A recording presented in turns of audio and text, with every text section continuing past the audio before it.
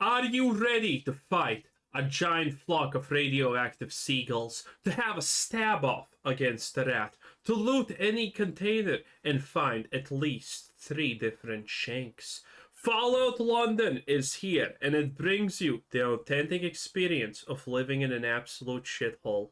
The day has finally arrived, as right now you can download what is effectively an entirely new Fallout game totally for free, because Fallout London has released. This is exciting though. This could be absolutely amazing, and it probably is really good. I was able to play several hours of the mod, and oh boy, do I have some thoughts on this one. Fallout London isn't really like any of the other mods we have gotten for Fallout 4 thus far, because this one is a genuine new game-sized overhaul mod that will just completely take over your Fallout 4. It's one of the few total conversion mods for this game, although unfortunately, due to the scale of this one, along with some lingering issues that Bethesda hasn't resolved, some users are having some problems getting. I'm sorry, but when has Bethesda resolved any of their issues and not made it worse? Into Fallout London, so we'll also go over all of that and even some potential remedies. Because when you do get in, this is easily one of the most unique experiences you can have with Fallout 4 modding. But first, I need to tell you about something special. A one-of-a-kind game with stunning visuals that you can play on PC. But jumping into Fallout London, I'll first talk about some of my initial impressions after spending several hours experiencing this one, as Fallout London is simply unlike any other mod I've ever played for Fallout 4. Because going into this one, you genuinely feel like you're playing a new Fallout game. Immediately Yeah, it's huge. It's amazing. Dude, this is gonna be an experience. after installing, and yes, we'll go over how all of that works a bit later in this video. Music, 0. Effects, pre-up. Radio, 0, obviously. Oh, but immediately after installing, Fallout London will take over your Fallout 4, giving you a new main menu, a new world to explore upon starting a new game. It's not like you have to transport yourself out of Fallout 4's Commonwealth. No, you're just in London, but also a ton of small details like icons, sounds, and really a bunch of sounds, and even fonts are Yeah, we went over this. Everything is from scrap and new. Completely everything. completely distinct with Fallout London compared to Fallout 4 and even prior Fallouts. And just right off the bat, this is one of the big things that this mod gets right. It still feels like Fallout, but very much so a foreign Fallout. You begin the game in this mysterious lab, and of course, some stuff goes down, allowing you to escape, but you're left with more questions than answers, just like many of the other Fallout game intros. You're truly a blank slate. There's literally nothing known about you, and you can't remember anything. You just wake up in this lab. But all along the way, this is still Fallout with a twist. There's a new font as well as Ethan. new music for all of the menus, which is a really Half of the items in this game are T-related or adjacent. nice touch. There's no Vault Boy here, as instead you have the Attaboy, and you can even find how this mysterious organization that you'll likely learn a lot more about as you complete this main story was reverse engineering Pip-Boys to create their own variant of the Pip-Boy. And as you play Fallout London, you'll notice a ton of small details all throughout that just feel like edits to Fallout. Yeah, the terminals are functionally identical, but visually they're completely distinct and even have a bunch of new sounds. The Fallout London team made so many small edits throughout the entirety of this experience that it creates a really special feel. Fallout London still very much so feels like Oh, calling a flashlight a torch. Fallout, but you definitely won't be confusing this with an American Fallout. And some of the edits you'll notice from this mod aren't quite as subtle. Building out your character works a bit differently here. Traits are back for London, as well as several new Nice. perks you can choose from, and many of these are quite relevant. The traits have some strong effects, and even in the early game, skill checks are found all over. How you build out your character seems to have a pretty large impact on your overall experience with this mod. That is great, because this is exactly what everyone wants in their Fallout experience. This is what I want. This is what everyone wants. Fallout is all about character choices, about your choices to be precise, and what happens from the choice that you make. And if this mod delivers on that, 10 out of 10, amazing. Fire Bethesda, Microsoft, hire these people, and they'll make them less British. I wouldn't be shocked if on subsequent playthroughs, different build paths could actually lead to some pretty Look at that. He even has a cigarette behind his ear. Oh, that is classic.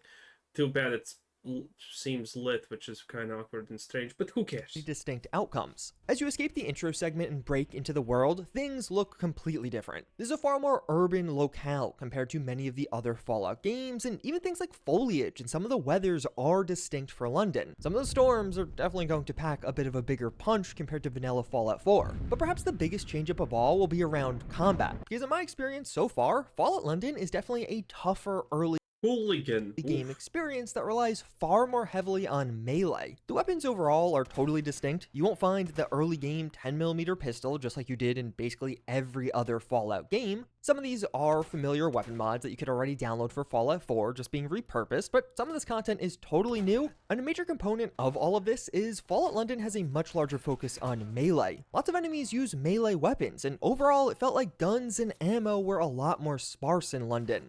That's good, that's good. One of the most enjoyable parts of playing any Fallout game is the start. When you find a gun and you're like, okay, well, I have 10 bullets for this bad boy, better make them count. Oh, it's such a good feeling. I love the scarcity of resources in games like Fallout. It is just so good. I like the idea that I don't have 250 million shotgun shells and I can't just, waste them.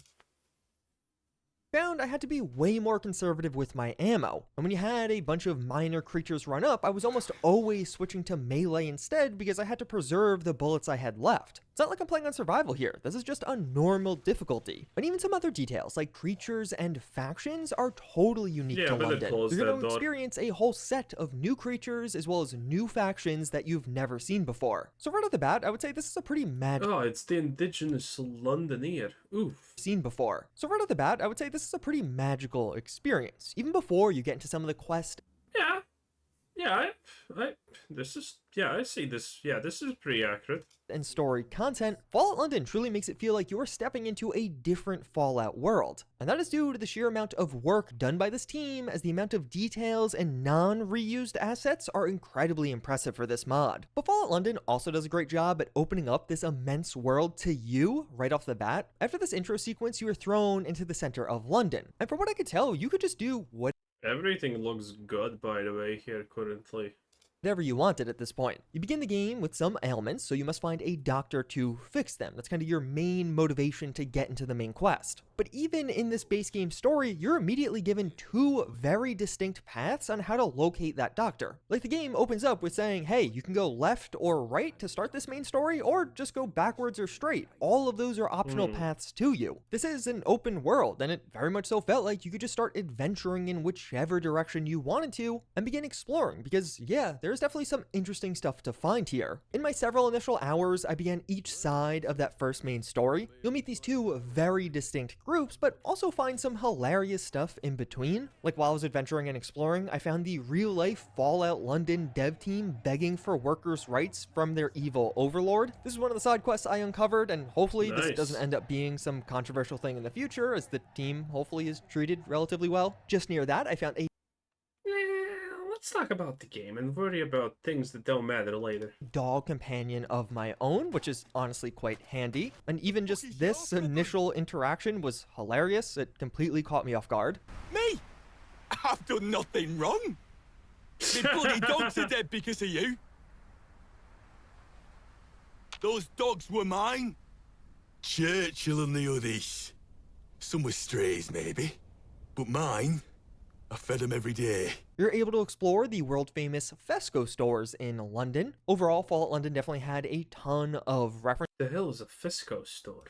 Although I was an American, I was missing a ton of those. And just generally, adventuring around and finding enemies, Easter eggs, and more really impressed me. The map of Fallout London feels very much so on par with the proper Fallout game. Like yeah, they could have all of these locations, but as you're actually exploring around, it felt like there was depth and a lot of different interiors to go into. Even after several hours of gameplay, I felt like I barely touched the surface, both on the questing side, but also on the exploration side, and really way more on the exploration side. Some of the most iconic landmarks from London are recreated for this mod. mod, and generally exploring around these streets felt like something you could spend hours doing. Like, even if there's nothing to find, it just kind of is a cool art piece of a post-apocalyptic London that looks really good. Yeah, this looks cool. No idea what this is actually supposed to be. There is a certain beauty to the landscape and even foliage around. This map feels a lot greener than most other Fallout games. So this video was That's the Ferris wheel that always gets blown up in disaster movies. very much so my first impressions on this new Fallout game, and they aren't all positive. One of the negatives to stick out to me was how fetch questy some of the early quests are. Like, at one point, you're in a chain of doing random activities for 3 different people. Person 1 needs help from person 2, so you go to person 2 to get that help. But then person 2 also needs something from person 3, and then you have to go to person 3 to get some help. Thankfully, it isn't only that. There are definitely some other cool moments and definitely some more impact. Well, to be fair,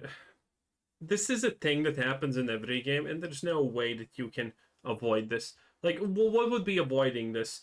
Go to person 1 and he says, okay, I need to get into that TIE fighter and now blow up the Death Star? Yeah, that would not work. Impactful moments during even some of the early on questing, but it does make me curious to see how extensive fetch quests are in this mod overall. We've seen these big quest numbers touted, but how many of those are genuinely meaningful and quite fun quests versus just fetch quests? To be clear, I genuinely don't know the answer yet. I haven't played enough of Fallout London to actually uncover that. There's probably enough quests with choices, I assume. Some of the voice work can be a bit moddy at times, for lack of a better word. It feels like it is voice work from a mod. It's still fine, definitely on the way high end for all of the mods out there. It's like one of those weird things where, honestly, the voice work is good relative to the vast majority of other mods out there, but so much of Fallout London just feels like a legitimate new Fallout game that some of the voice stuff just sounding okay does remind you that, oh yeah, this is a mod. So while I noticed it from time to time, I don't think it's going to be a major red flag, and I don't think it'll take you out of the overall experience. Because overall, this immediately plays like a Fallout game. I feel like I had this immense open world with tons of factions you can join, piss off, or betray. I really need to play more to uncover how long some of these things actually are, how much choice and consequence does Fallout London truly have, or even just how much fetch questing there is. But my first impressions are overwhelmingly Yo, this is pretty cool. positive. Playing Fallout London for several hours has been an absolute treat for me, and I'm going to be doing a lot more. You can expect a full review. God, you see, this is why I don't play on controller. You just don't. You don't. You just don't. It's bad. It's a bad choice. And, well, if this is with hand. Oh boy. After I beat this mod relatively soon, so get subscribed for that. Although unfortunately, it seems like quite a few players out there are unable to have the experience that I'm having even at this point. As you can see online, tons of You could have done the rollback and then the mod was fully playable or something like that, I heard. But let's be completely real. We're humans. We want everything the easy way. Turning back to whatever version of the game, blah blah blah, and then install. No. I want it in one button. And if it's not in one button, I riot, because that's how it is. That's how it will always be. If this is for my enjoyment, I am not gonna spend hours trying to make it my enjoyment, okay? Either it is, or I'm moving on to something else. So, I completely understand the people who were like, okay, it doesn't work on the newest version, well, I'm not gonna play it. I understand this. reports of players having issues of all kinds. And it's like these issues are coming at multiple stages. Some people can't even downgrade their original Fallout 4, some people can't install Fallout London, and some other people can get it all installed and downgraded, but then as soon as they start playing, things immediately start crashing or not working. And actually, that last one includes me. I ran into a few issues getting this mod to work, but was able to resolve them fairly quickly, and one of the things I can say is, once I was able to get in-game and get everything installed, I had a bug-free experience. A whiskey bottle on the ground in London. I'm sorry. There's no way that's surviving. I had 0 crashes in my several hours with Fallout London, and But going around the town just having a shank in hand, that seems pretty lore accurate. I did a few things that may have helped that, so I'll explain what I did so hopefully you could have the same experience, because again, this is a ton of fun. Installing Fallout London is quite a bit more difficult than Buy it, play, scoop. Oh boy, now that is an item. Other mods out there, and some of this isn't even the fault of the Fallout London team, as the first step to installing this is to downgrade your Fallout 4. This is due to the fact that Fallout 4 is currently broken and actually has been broken for months now. If you install a mod that edits NPCs' face gen data, your game will begin to stutter. This How many times have you talked about this, Juicehead? I think I have heard this like 7 times in the last month. Okay, we know. Stop. or to install Fallout London so you could play without stutters. Or not, because technically there is an alternative path. If you are playing Fallout London on GOG as opposed to Steam, those are the two options right now, you don't have to downgrade, because the GOG version of Fallout 4 is simply the old version of Fallout 4 before the next gen update. And if you do want to just buy the game on GOG, hey, my affiliate link is down Oh wow, that's a pretty big off. below. But for me, I went for a Steam install just to test things because I saw so many other people having issues. The way I was able to have the most success is just by doing a clean install of Fallout 4, downgrade Fallout 4 with Fallout London's downgrader, and then installing Fallout London and a few extra mods like Buffout 4. Lots of use. Well, man, I don't, dude. I'm not tech savvy at all. I still consider computers black magic because you can't explain. There's no way to explain this shit to me. Okay, it doesn't make sense on any level. But man, even I know the best way to properly install a mod is just to delete and yeet everything else, reinstall from zero, and then install the mod, and then it's gonna probably work. If you're having struggles with that, questionable to say the least. But in any case, yeah, this is just the install part. Man, I have to say, the fetch quests being fetch quests of your typical variety, I don't think that's too much honestly of a problem. Okay, yeah, go to this guy, talk to him. The other guy wants something you to do something for him, and you get a chain of things to happen like that. That's not necessarily bad. In fact, I don't think it's bad in general. Most games have abundancy of fetch quests. That's just how it is. And if it's not a fetch quest, it's a quest, go here, talk to this person, and maybe shoot some stuff. It doesn't matter that it's the basic fetch quest like that. I think what matters is what comes out of the quest. What do you get out of it? Do you get additional information? Or was it the typical World of Warcraft, go collect 5 bear arses? And, if it is, well, sad. If it's not, well, good, because that's what I'm looking for. Maybe helping that person actually makes other quests easier, or, gives you more options later on. That would be absolutely great, though. Now, admittedly, I don't think the game actually goes that far in doing what it does, but I do think that there is definitely somewhat of an option when things like this happen that no one utilizes fully. It's when you go do something like this, help, that another character somewhere else is going to be like, oh, did you help this guy? Well, he's my bro. Now, considering you helped my bro, I guess you're okay and chill and whatnot. And stuff like that happening. Now, things like that don't happen a lot, but, still. That's great. Anyway, oh boy, the shanking experience, Fallout London. I am honestly excited. I was looking forward to this thing, and I think it's going to be an absolute success. It is twice the size of Far Harbor or something, if I remember correctly, or whatever. But it's everything you want, boys. Listen, if you're a Fallout fan and you're tired of the current Bethesda slop, I think this is a good shot. Anyway, that was Juicehead. Have a nice day. Bye-bye.